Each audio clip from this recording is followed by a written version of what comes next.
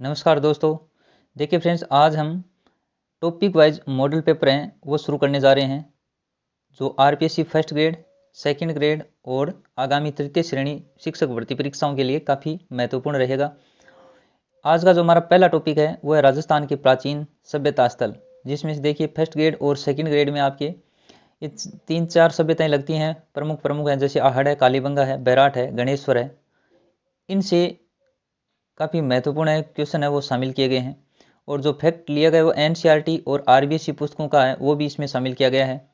और इस सत्र में जो नवीनतम पुस्तकें हैं एनसीईआरटी की राजस्थान अध्ययन कक्षा 10, उसमें जो अध्याय है पहला, उसमें ये सभ्यताओं का वर्णन कुछ दिया गया है, तो उसके फैक्ट हैं वो भी इसमें शामिल किए गए हैं। तो एग्जाम की दृष्टि से ये वीडियो आपके लिए काफ़ी इंपॉर्टेंट रहेगा, तो इसलिए पूरा ध्यान से देखिएगा। चलिए शुरू करते हैं। कालीबंगा के संबंध में असत्य विकल्प कौन सा है? आपके ऑप्शन है, दशरथ शर्मा ने कालीबंगा को सिंधु सभ्यता की तीसरी राजधानी कहा है। भवन निर्माण हेतु आग में पकी हुई ईंटों का प्रयोग बताया गया यहाँ पर। कालीबंगा से बेलनाकार मोहरें, जूते हुए खेत, ऊंट की हड्डियां आदि अवशेष प्राप्त हुए हैं। और कालीबंगा से पूर्व हड़प्पाकालीन और उत्तर हड़प्पाकालीन यानी इन सभी प्रकार की सभ्यताओं के अवशेष भी प्राप्त हुए हैं। तो इसमें से कौन सा विकल्प है वो असत्य है वो आपको बताना है। तो देखिए इसका जो राइट आंसर है वो हो जाएगा ऑप्शन नंबर सेकेंड। इसमें कहा गया है कि भवन निर्माण हेतु आग में पकी हुई ईंटों का प्रयोग है, बल्कि यहाँ पर कच्ची ईंटों का प्रयोग किया गया है। धूप में पकी हुई ईंटों का प्रयोग किया गया है, आग में पकी हुई ईंटों का प्रयोग यहाँ पर नहीं किया गया है। तो इसका सही आंसर है ऑप्शन नंबर सेकेंड। नेक्स्ट है, किस सभ्यता स्थल को ताम्रवती नगरी के नाम से भी जाना जाता है? तो बताइए इनमें से कौन सी सभ्यता स्थल को ताम्रवती नगरी के नाम से जाना जाता है? आपके विकल्प में देखिए आहड़, कालीबंगा, बैराठ या फिर गिलूण सभ्यता। तो देखिए इसका सही आंसर है हो जाएगा आहड़ सभ्यता। इसे ताम्रवती नगरी या फिर धूलकोट भी कहा जाता है। तो यहाँ पर जो सर्वप्रथम उत्खनन है वो किसने करवाया था? अक्षय कीर्ति व्यास ने, और साथ में बाद में आर सी अग्रवाल ने भी यहाँ पर उत्खनन करवाया था। तो ये ध्यान में रखिएगा। आहड़ सभ्यता को, ये क्वेश्चन है कई बार पूछा जाता है कि ताम्रवती नगरी के नाम से किससे जाना जाता है, या फिर धूलकोट भी दिया जा सकता है। तो देखिए ये जो दोनों ही नाम है वो किसके हैं? आहड़ सभ्यता की। नेक्स्ट है, गणेश्वर सभ्यता के संबंध में सत्य विकल्प कौन सा है? आपके विकल्प हैं, रतन चंद्र अग्रवाल के निर्देशन में उत्खनन और यहाँ से 2800 ईसा पूर्व की सभ्यता के अवशेष प्राप्त हुए हैं।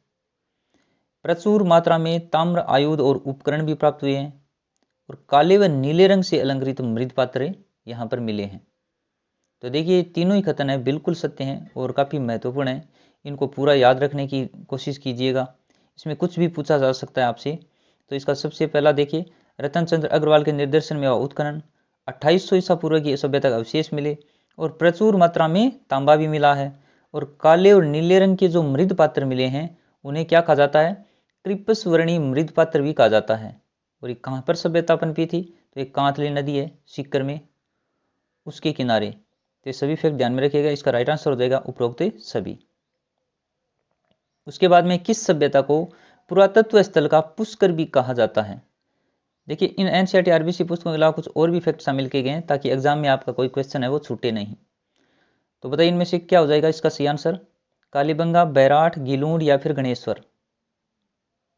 तो ये कहा जाता है गणेश्वर को पुरातत्व स्थल का पुष्कर भी कहा जाता है। और यहाँ से जो तांबा है वो हड़प्पा और मोहनजोदड़ो को भेजा जाता था। कहाँ से? गणेश्वर से। नेक्स्ट है, स्वतंत्रता के पश्चात भारत का खोजा गया दूसरा हड़प्पा सभ्यता स्थल बताइए कौन सा था? तो देखिए जो स्वतंत्रता के पश्चात खोजा गया था वो सभ्यता स्थल था कालीबंगा, यानी ऑप्शन नंबर फर्स्ट है हमारा, इसका सही आंसर हो जाएगा। चलिए नेक्स्ट है, किस सभ्यता स्थल को दीनहीन बस्ती कहा गया है? आपके ऑप्शन है आहड़, कालीबंगा, गणेश्वर और गिलूण। बताइए इसका सही आंसर है वो क्या हो जाएगा? दीनहीन बस्ती किस सभ्यता को कहा गया है? तो देखिए ये कहा गया है कालीबंगा को। और क्यों कहा गया है? क्योंकि पीछे हमने जो एक प्रश्न किया था उसमें देखा था कि आग में पकी हुई ईंटों का प्रयोग नहीं बल्कि कच्ची ईंटों का प्रयोग, धूप में पकी हुई ईंटों का प्रयोग किया गया, इसीलिए कालीबंगा सभ्यता को क्या कहा गया है? दीनहीन बस्ती भी कहा गया है। चलिए नेक्स्ट है, डीपी अग्रवाल के अनुसार गणेश्वर सभ्यता है हड़प्पा कालीन, पूर्व हड़प्पा कालीन, उत्तर हड़प्पा कालीन या फिर मौर्य कालीन। डीपी अग्रवाल ने गणेश्वर सभ्यता को इनमें से किस प्रकार की बताया है, किस काल की बताया है? तो देखिए जो इसका सही आंसर हो जाएगा पूर्व हड़प्पा कालीन। यानी डीपी अग्रवाल ने इसका समय कितना बताया? तो 2800 ईसा पूर्व है। उसके हिसाब से क्या हुई? पूर्व हड़प्पा कालीन सभ्यता कहा है इसको। इसके बाद में है, निम्नलिखित में से कौन सा एक असुमेलित है? देखिए बैराट, जयपुर, गणेश्वर है वो सीकर, बालाथल, उदयपुर और नगरी टोंक दे रखा है। इसको मिलान करना है। एक बैराट जयपुर में बिल्कुल सही है, गणेश्वर सीकर है कांतली नदी के किनारे, और बालाथल है वो वल्लभनगर उदयपुर में कर सकते हैं आप। नगरी है वो टोंक में नहीं है, नगरी कहाँ पर है? चित्तौड़ में। टोंक में कौन सा है? नगर है। इन दोनों जो नाम है इनमें कन्फ्यूजन हो सकता है, इसलिए इसका ध्यान रखें। तो इसका राइट आंसर है ऑप्शन नंबर 4। आगे है, प्राचीन सभ्यता स्थल व उत्खननकर्ता के संबंध में कौन सा विकल्प है वो सुमेलित नहीं है? देखिए आहड़ से संबंधित हैं उत्खननकर्ता अक्षय कीर्ति व्यास है, एच.डी. सांकलिया है और आर.सी. अग्रवाल हैं। ये बिल्कुल सही है। कालीबंगा के उत्खननकर्ता देखिए बीबी लाल और बी.के. थापर, आपने कई बार याद किए होंगे, ये भी बिल्कुल सही है। गणेश्वर का दे रखा है रतन चंद्र अग्रवाल, तो ये भी बिल्कुल सही है। और बागोर का क्या दे रखा है? दयाराम साहनी, जो बिल्कुल असत्य है। तो इसका सही आंसर क्या हो जाएगा? Option number 4। चलिए नेक्स्ट है, बैराट सभ्यता स्थल के संबंध में कौन सा विकल्प सत्य है? देखिए दयाराम साहनी के नेतृत्व में उत्खनन कार्य एक गोलाकार बौद्ध मंदिर के अवशेष मिले। यहाँ पर बैराट में दयाराम साहनी के नेतृत्व में क्या हुआ? उत्खनन, और वहां से क्या मिला? एक गोलाकार बौद्ध मंदिर के अवशेष मिले हैं। कहां से? बैराट से। इसे विराटनगर भी कहा जाता है। इस स्थल की सर्वप्रथम खोज का कार्य किया कैप्टन बर्ट के द्वारा। कब किया गया था? ये भी ध्यान में रखना, 1837 में। यहाँ उत्खनन में चांदी की 8 पंचमार्क और इंडो ग्रीक शासकों की 28 मुद्राएं भी प्राप्त हुई हैं। तो मुद्राएं प्राप्त हुई है, इसका मतलब यहाँ पर यूनानी शासकों का अधिकार है वो भी प्रमाणित होता है कि यहाँ पर यूनानी शासकों का अधिकार रहा था। तो ये सभी कथन है बिल्कुल सत्य हैं। ये सारे फैक्ट आपको ध्यान में रखने चाहिए। कैप्टन बर्ट के द्वारा इसकी खोज, और यहाँ पर जो 28 मुद्राएं मिली हैं यूनानी शासकों की, उससे प्रमाणित होता है कि यहाँ पर यूनानी अधिकार भी रहा था। और एक गोलाकार बौद्ध मंदिर के अवशेष कहाँ से प्राप्त हुए हैं, ऐसे भी आपसे पूछा जा सकता है। चलिए नेक्स्ट है, किस सभ्यता स्थल में आग में पकी हुई ईंटों का प्रयोग किया गया है? देखिए उसमें कालीबंगा में हमने चर्चा की कि इसमें धूप में पकाई हुई ईंटों का प्रयोग किया गया है, आहड़ और कालीबंगा में। लेकिन एक ऐसी सभ्यता है जहाँ पर आग में पकी हुई ईंटों का प्रयोग प्रचुर मात्रा में किया गया है। तो देखिए वो है गिलूण सभ्यता। वो आपकी एनसीईआरटी राजस्थान अध्ययन कक्षा 10 इसमें ये फैक्ट है वो दिया गया है। बाकी आपको अन्य पुस्तकों में शायद ना मिले, और लेकिन अगर मिल भी जाए तो एनसीईआरटी की पुस्तकों का आप अध्ययन जरूर करें, क्योंकि उसमें कई कई ऐसी चीज़ें हैं जो आपकी अन्य पुस्तकों में आपको बिल्कुल नहीं मिलेंगी। नेक्स्ट है, गणेश्वर सभ्यता के संबंध में सही विकल्प का चयन कीजिए। देखिए गणेश्वर सभ्यता सीकर जिले में कांतली नदी के उद्गम पर स्थित है। रतन चंद्र अग्रवाल के नेतृत्व में यहाँ पर उत्खनन किया गया और 2800 ईसा पूर्व सभ्यता के अवशेष प्राप्त हुए हैं। देखिए सारे ही कथन है विकल्प बिल्कुल सही है, तो इसका सही आंसर भी हो जाएगा उपयुक्त सभी। ये नीम का थाना सीकर है, वहां पर कांतली नदी के किनारे स्थित है। कौन सी? गणेश्वर सभ्यता। ये भी आपको ध्यान में रखना है। और इसकी एक खास बात यह है कि यहाँ के जितने भी पात्र मिले हैं उनमें 99% क्या है? तांबा है। और जो काले और नीले मृत पात्र मिले हैं उन्हें क्या कहते हैं? क्रिपस सुवर्णी मृत पात्र कहते हैं। ये भी काफी इंपॉर्टेंट है, पीछे के क्वेश्चन में मैंने चर्चा की है क्रिपस सुवर्णी मृत पात्र और तांबा है। तो तांबा देखिए यहाँ पर जो पात्र मिले उनमें 99% तांबा है, मतलब तांबे से भरपूर रही है। चलिए नेक्स्ट है, निम्नलिखित में से कौन सा विकल्प सुमेलित नहीं है? देखिए रंगमहल है हनुमानगढ़ में, जोधपुरा दे रखा है जयपुर में, सुनारी झुंझुनू में, और बरौर है वो कहाँ दे रखा है? बाड़मेर में, जो बिल्कुल असत्य है। तो देखिए राइट आंसर भी इसका यही हो जाएगा, ऑप्शन नंबर 4। यहाँ से प्राप्त खिलौना बैलगाड़ी, हवन कुंड, लकड़ी की नाली, बेलनाकार मोहर हड़प्पा सभ्यता में अपना विशिष्ट योगदान है। बताइए उपयुक्त जो विवरण दिया गया है वो किस सभ्यता स्थल के लिए दिया गया है? बागोर, भीनमाल, कालीबंगा या फिर हड़प्पा। अगर आपने एनसीईआरटी की राजस्थान अध्ययन पढ़ी है कक्षा 10 की, उसमें देखिए फर्स्ट चैप्टर है वो सभी भर्तियों के लिए काफ़ी इंपॉर्टेंट है, क्योंकि उसमें शासक भी दिए गए हैं, सभी राजवंश दिए गए हैं और सभ्यताएं दी गई हैं। तो उसमें अगर आपने पढ़ा है तो देखिए उसमें दिया गया है कि खिलौना बैलगाड़ी, हवन कुंड, लकड़ी की नाली, ये सब कहाँ से प्राप्त हुए हैं? तो ये मिले हैं कालीबंगा से। ये सारी चीज़ें आपको ध्यान में रखनी है। ऑप्शन नंबर 3 इसका सही आंसर हो जाएगा।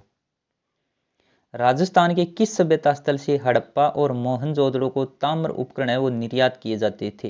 देखिए हमने पीछे एक क्वेश्चन में चर्चा भी की है कि यहाँ पर तांबा भरपूर मात्रा में था, उसके पात्रों में 99% है वो तांबा पाया गया है। तो वो सभ्यता कौन सी थी? गणेश्वर।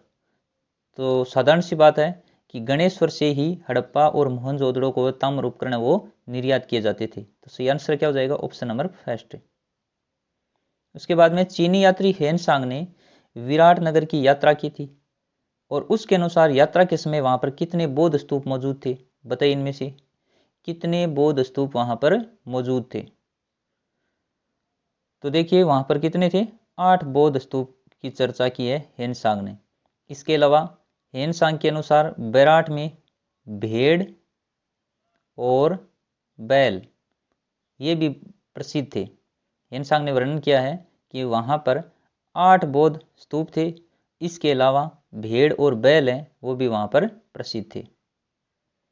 चलिए नेक्स्ट है, राजस्थान में अशोक का अभिलेख कहाँ से प्राप्त हुआ है? तो देखिए विराटनगर या बैराट से, जयपुर में स्थित है जो, यहाँ से अशोक का अभिलेख प्राप्त हुआ है। अनाज रखने के बड़े मृद भांड जिन्हें क्या कहा जाता है? गोरे या कोठे, किस प्राचीन सभ्यता से प्राप्त हुए हैं? बताइए इनमें से उजियाना, कालीबंगा, जोधपुरा या फिर आहड़ सभ्यता से कहाँ से प्राप्त हुए हैं? तो इसका देखिए राइट आंसर है ऑप्शन नंबर 4, आहड़ सभ्यता से अनाज रखने के बड़े बड़े मृद भांड मिले हैं और उन्हें क्या कहा जाता है? गोरे या कोठे कहा जाता है। नेक्स्ट है, किस प्राचीन सभ्यता स्थल से एक रोमन एम्फोरा सुरापात्र और एक यूनानी सुराही प्राप्त हुई है? ईसवाल, भीनमाल, बागोर और बालाथल किस सभ्यता स्थल से प्राप्त हुई है? एनसीईआरटी कक्षा 10 से लिया गया ये भी क्वेश्चन। देखिए इसका सही आंसर हो जाएगा भीनमाल, जालोर। जो एक्स्ट्रा फैक्ट हैं, कई सभ्यताएं उनसे संबंधित हैं, जो आपने 4-5 सभ्यता सिलेबस में लगती हैं, उससे जो संबंधित है उनके भी क्वेश्चन बना दिए गए हैं ताकि कोई भी क्वेश्चन है वो छूटे नहीं। तो देखिए भीनमाल से प्राप्त हुई है एम्फोरा सुरापात्र और एक यूनानी सुराही। कालीबंगा सभ्यता की खोज है वो सर्वप्रथम बताइए किसने की थी? तो ये साधारण सी बात है, ये कई बार परीक्षा में आता है। इसका सही आंसर क्या हो जाएगा? अमलानंद घोष ने। चलिए नेक्स्ट है, कौन सा युग में सुमेलित नहीं है? यहाँ पर है युग में सुमेलित नहीं है। देखिए कालीबंगा घग्गर नदी के किनारे, गिलूंड है चंबल नदी के किनारे दे रखी है, गणेश्वर कांतली दे रखी है, आहड़ दे रखी है, बनास। तो इनमें से कौन सा युग में है वो आपको सुमेलित नहीं लग रहा है? देखिए कालीबंगा घग्गर है बिल्कुल सही है, गणेश्वर का हमने चर्चा कर ली कांतली, आहड़ है वो बनास, आयड़ नदी भी कह सकते हैं, ये गिलूंड है वो चंबल नदी के किनारे नहीं स्थित, ये असत्य है। तो राइट आंसर क्या हो जाएगा? Option number 2। बैराट का विध्वंसक किसे माना जाता है? बताइए बैराट का विध्वंसक किसे माना जाता है? मिहिर कुल को। राइट आंसर क्या हो जाएगा? Option number 1। इसने इसे ध्वस्त कर दिया था, इसलिए बैराट का विध्वंसक इसे कहा जाता है। राजस्थान की किस सभ्यता से 7 अग्निवेदिकाओं की पंक्ति प्राप्त हुई है? ये भी काफी पुराना क्वेश्चन है, कई बार परीक्षाओं में आ चुका है। तो इसका सही आंसर क्या हो जाएगा? Kalibanga, option number 4। देखिए नवीनतम जो साक्ष्य मिल रहे हैं कई पुस्तकों में, वहां पर लिखा हुआ है कि यहाँ पर से 8 अग्निवेदिकाएं प्राप्त हुई हैं, 7 एक चबूतरे से मिली हैं और एक अन्य चबूतरे से मिली। इस प्रकार से 8 अग्निवेदिकाएं हैं, लेकिन कई पुस्तकों में यहाँ पर क्या दिया गया है कि 7 अग्निवेदिकाएं प्राप्त हुई हैं। आपकी आरबीएससी की पुरानी पुस्तकें वहाँ पर भी आपको 7 ही मिलेंगे। तो अगर 8 ऑप्शन में दिया हो तो वो भी आप थोड़ा सा ध्यान में रखिए। उत्तर भारतीय काले चमकीले मृद भांड वाली संस्कृति का प्रतिनिधित्व करने वाले राजस्थान में सबसे महत्वपूर्ण स्थल कौन सा? ये काफी इंपॉर्टेंट क्वेश्चन है, अगर आपने कहीं पर पढ़ा है तो इसका सही आंसर है, बताइए क्या होगा? ऑप्शन है देखिए बैराट, जयपुर, आहड़ सभ्यता उदयपुर, और गणेश्वर सीकर कालीबंगा हनुमानगढ़। देखिए इसका जो सही आंसर है वो जाएगा बैराठ। बैराठ जयपुर से ही चमकीले मृद भांड वाली संस्कृति का एक प्रतिनिधित्व करने वाली सबसे महत्वपूर्ण स्थल है, वो इसे कहा जाता है, माना जाता है। नेक्स्ट है, निम्नलिखित में से कौन सा एक युग में सही सुमिलित नहीं है। देखिए कालीबंगा अमलानंद घोष हैं, आहड़ सभ्यता एच.डी. सांकलिया बिल्कुल सही है, बैराठ का केदारनाथ पूरी दे रखा है, और बागोर सभ्यता में वी.एन. मिश्र दे रखा है। देखिए ये असत्य है बैराठ सभ्यता वाला, तो ऑप्शन नंबर 3 इसका सही आंसर हो जाएगा, बाकी हैं बिल्कुल मिला। नेक्स्ट है, दोहरी रक्षा प्राचीर के साक्ष्य राजस्थान की किस सभ्यता से प्राप्त हुए हैं। देखिए ये काफ़ी महत्वपूर्ण है, अगर आपको ये प्रश्न आता है तो इसका आंसर है, बताइए क्या हो जाएगा। जो दोहरी रक्षा प्राचीर के साक्ष्य राजस्थान से किस सभ्यता से मिले हैं। देखिए मिले हैं कालीबंगा से। राइट आंसर क्या है, ऑप्शन नंबर फर्स्ट। नेक्स्ट है, बनास संस्कृति निम्नलिखित में से किस स्थल से संबंधित है। बताइए इसका सही आंसर क्या हो जाएगा, बैराठ, कालीबंगा, गणेश्वर या फिर आहड़। जो आहड़ सभ्यता है वो किस नदी के किनारे विकसित हुई, आयड़ या बेड़त नदी के किनारे, यानी बनास नदी के किनारे। तो बनास नदी के किनारे विकसित होने के कारण इसे क्या कहा जाता है, बनास संस्कृति। तो सही आंसर क्या हो जाएगा, ऑप्शन नंबर 4। नेक्स्ट है, आहड़ सभ्यता किस नदी के किनारे स्थित है। देखिए अभी मैं पीछे के क्वेश्चन में चर्चा की है, तो इसका सही आंसर क्या हो जाएगा, बनास नदी पर, इसीलिए इसको क्या कहा जाता है, बनास संस्कृति भी कहा जाता है। एच.डी. सांकलिया के निर्देशन में जिस सभ्यता स्थल का उत्खनन हुआ, बताइए वह कौन सा है। आपके ऑप्शन है कालीबंगा, आहड़, गणेश्वर और बैराठ। एच.डी. सांकलिया का संबंध किससे है, आहड़ सभ्यता से। तो राइट आंसर क्या हो जाएगा, option number 2। Question number 30, Ahar सभ्यता के विषय में निम्नलिखित कथनों में से कौन सा कथन है वो असत्य है। देखिए आहड़वासी नींव को मजबूत सौंदर्य युक्त बनाने के लिए क्वार्ट्ज के टुकड़े चिप्स के मिश्रण का प्रयोग करते थे। मिट्टी और कच्ची ईंटों से निर्मित भवन अब उपलब्ध नहीं है। भवनों की नींव ईंटों की होती थी, और आहड़ के उत्खनन से मानव जीवन के विभिन्न चरणों पर प्रकाश पड़ता है। देखिए इसका जो सही आंसर है, ऑप्शन नंबर 2 है, वो बिल्कुल असत्य है कि मिट्टी और कच्ची ईंटों से निर्मित भवन अब उपलब्ध नहीं है। और ये कब पूछा गया था, तो ये आरपीएससी सेकेंड ग्रेड वैकेंसी हुई थी 2013-14 में, उस समय ये क्वेश्चन पूछा गया है। तो जो पूछे गए क्वेश्चन है वो भी इसमें शामिल किए हैं, ताकि दोबारा से अगर रिपीट हो तो आपका इसमें गलत ना हो। कालीबंगा सभ्यता किस नदी के समीप विकसित हुई थी। तो आपने कई जगह पढ़ा है, घग्गर या सरस्वती नदी। तो सही आंसर क्या हो जाएगा, ऑप्शन नंबर 1। किस प्राचीन सभ्यता स्थल को आघाटपुर या धूलकोट भी कहा जाता है। हमने शुरुआत में ही चर्चा की थी इसकी। देखिए ऑप्शन देखिए, कालीबंगा, गणेश्वर, बालाथल या फिर आहड़। सही आंसर क्या है, आहड़ सभ्यता को ही ताम्रवती या फिर आघाटपुर या धूलकोट के नाम से जाना जाता है। और ये सबसे महत्वपूर्ण है, ऐसी चीजें एग्जाम में ऐसे ही पूछी जाती हैं। बैराठ सभ्यता स्थल से संबंधित असत्य विकल्प का चयन कीजिए। इसमें कौन सा विकल्प है जो बैराठ सभ्यता से संबंधित नहीं है। देखिए गोलाकार बौद्ध मंदिर के अवशेष मिले हैं। यहाँ की ईंटों की बनावट है मोहनजोदड़ो की ईंटों के समान है।